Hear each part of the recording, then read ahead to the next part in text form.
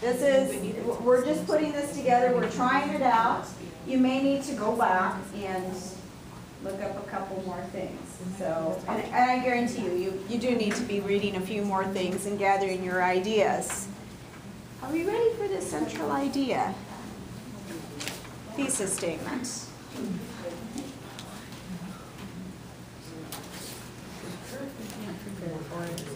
I can give you the tools, and that can be something that you work on. We're going to take some time for our next class period. We still need to go over references, but we will spend time actually with pen and paper, before we put this in the outline, with pen and paper, organizing this in a way that we can shift it in a mind map, similar to the ones that we did when we were just brainstorming topics. So that's our plan for the next class period.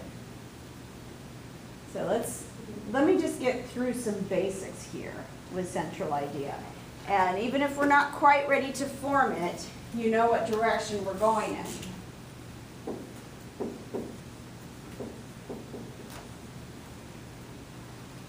Okay, who knows how to define a thesis statement?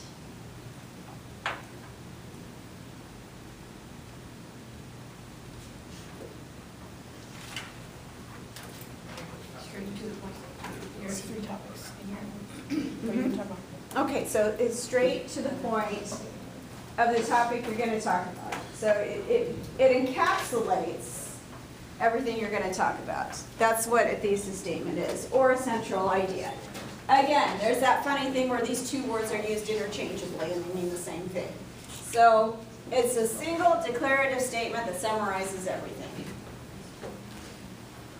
It's not always the easiest to write. But if you have a specific purpose statement written, it can be a little bit easier.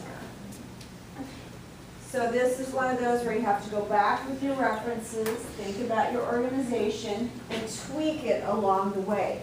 If you have the tools, if you know how to do this, then no matter where you're at home, on the weekend, in the middle of the night, and you wake up and you want to write a thesis statement, if you have an inspiration, you can do this anywhere. That's why I teach these bigger things in the classroom. So let's say that we have this specific purpose statement written.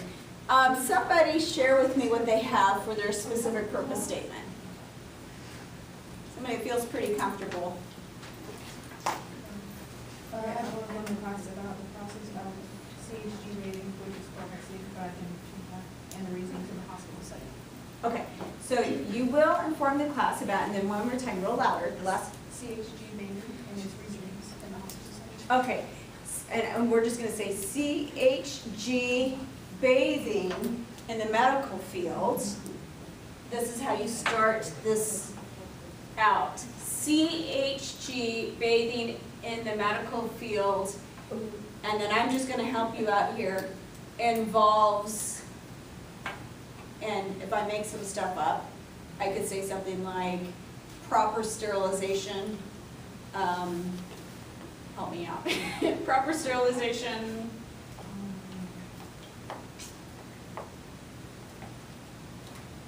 if I make up hand washing.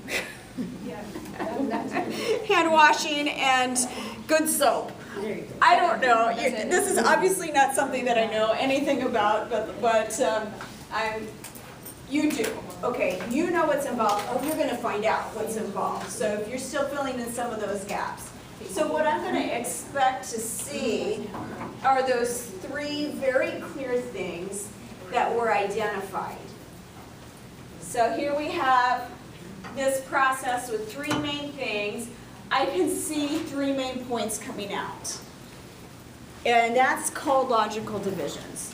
When you're naming your main points within the thesis statement, then what I can expect, so if I'm looking at your outline and if I'm listening to your presentation, I'm expecting to see 3 distinct or 2 distinct main points, however many you have. The rule between having 3 all the time, it doesn't apply here. You can have 2. Now sometimes you'll have something that doesn't have logical divisions, and I want to share that with you because you can create a thesis statement about logical divisions.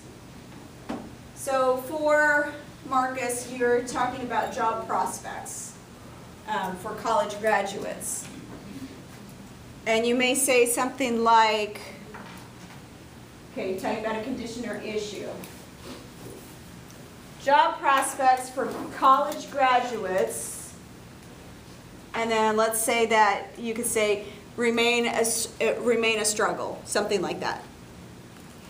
Now, here we have something where we can develop main points from this. So from there, when you create an outline, Marcus, it's going to look like, okay, what are those things that create a struggle? And then you will draw your main points from that. But it doesn't have to be explicit within the words of the thesis statement. So there's some concepts that you'll see that more appropriate than others. For some of you, it's going to be easy. It's going to be logical divisions. For others, conditions or issues, that could be something where you're going to have to draw that out after you create the thesis statement. Now, it is more difficult to create a thesis statement than it is a specific purpose statement. But I'd like you to try something with what you know about your topic right now and give yourself the freedom to change it later, just so you have the tools to do this. Okay, another rule, thesis statement, no pronouns. No, I'm going to be telling you I, you, we, okay, that it's actually a very generic feeling, sterile feeling sort of statement. Okay, let's give it a try and then share this with your peers.